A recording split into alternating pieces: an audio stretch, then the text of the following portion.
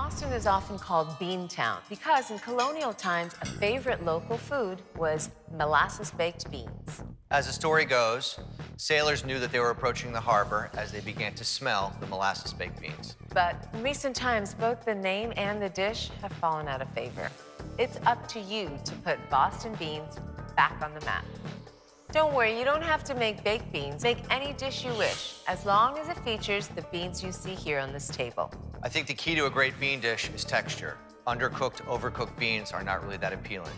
Definitely a little bit nerve-wracking to be serving Wiley and to be serving Wiley beans of all things. You know, this is something that tests your skills as a chef. It can be really difficult to elevate something kind of basic and simple.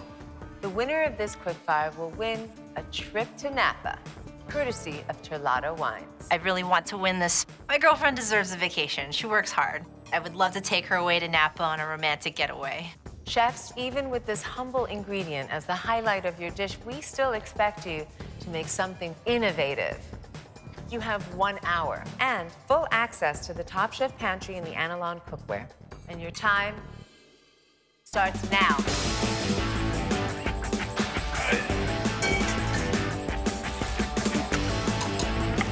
There is that saying about beans, like the more you eat, the more you gotta make sure nobody's crop dusting around you. And you're like, what the hell is that? I hate peeling garlic. That's what I have vine cooks for. The way that I feel like you're gonna elevate the beans is just make the beans taste good. I do like this nice dish called plaki. It's baked tomatoes with kale, onions, and seafood. Greek cuisine is very big into beans, so I do feel like I have a little bit of an edge. You want to decide this quick fire, you know, like you got to deal with the consequences. And part of it is gas, you know? It is what it is. What are you going to do? An hour is a very short amount of time to cook beans. For me, beans are not a part of Asian cuisine, so I don't really cook with beans at all. I'm going to cook some navy beans with sake, pork, and avocado. This is a bean dish with a lot of Asian flavors. It's definitely unique. I know I have a place in the finals, but this game, you never want to let your guard down. Gregory tends to cook very Asian, but can't really win Top Chef just making curries. Now's the time to push yourself a little more. I love fried garbanzo beans, and butter beans make for a really great puree.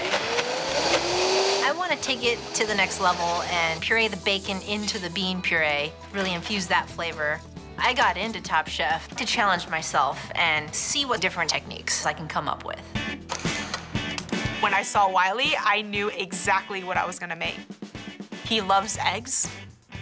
I'm definitely gonna put an egg in my dish. Making Wiley different breakfast. Genius. I'm gonna go towards a southwestern flavor profile. I took some pinto beans, put it in an ISI gun, and it's pretty much aerated beans. You know, I've never made a bean foam before. We'll see what happens. You love taking risks. Gotta be versatile, you know what I mean?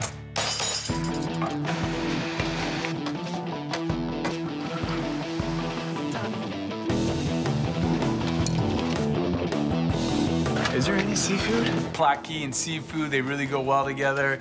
No seafood. Damn it. I'm gonna go with pork and like Greek-style beans. As a chef, you just learn how to improvise and you learn how to make it happen. So it might work out.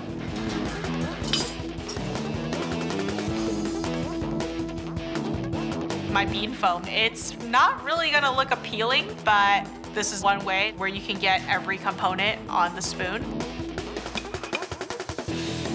You have 5 minutes left, 5 minutes.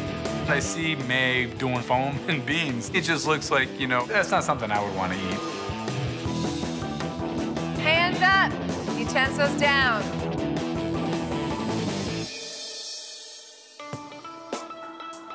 Hi, George. Hello. Nice to George, meet you. nice to meet you. Today, I made a tomato-based sauce called plaki. Chickpeas, tomato, kale, and leeks. Protein? Pork tenderloin. So this is a traditional Greek dish? Usually it's done with like gigantes beans, but I went with the chickpeas today, considering the time and everything. It's a nice texture. I like the spices. Thank you. Thank you. Very much. Thank you. Hi, May. What did you do for us? So I made some black bean and corn sauteed with some chipotle peppers, bacon, poached egg, and pinto bean foam. Pinto bean foam. How did you make that? Canned pinto beans, some shallot, chicken stock, blended it up. Yeah, there's a little egg in there. Nicely done. Yeah, thank you. Hi, Melissa. Hi.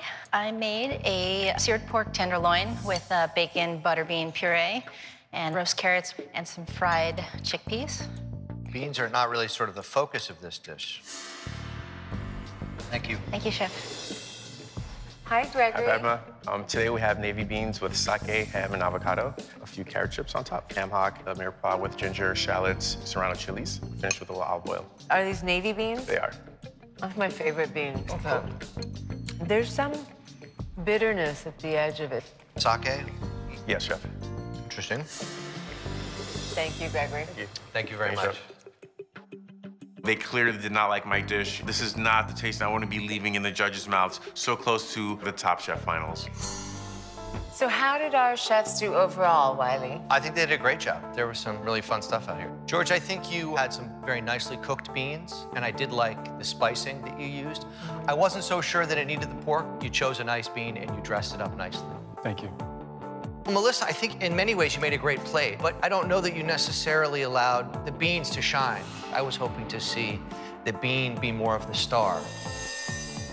You know, Gregory, I talked about the texture of the bean being sort of critical, and I think that those beans were a little bit over. Okay. And I'm not so sure that the avocado helped that. It sort of felt like one soft texture. Okay.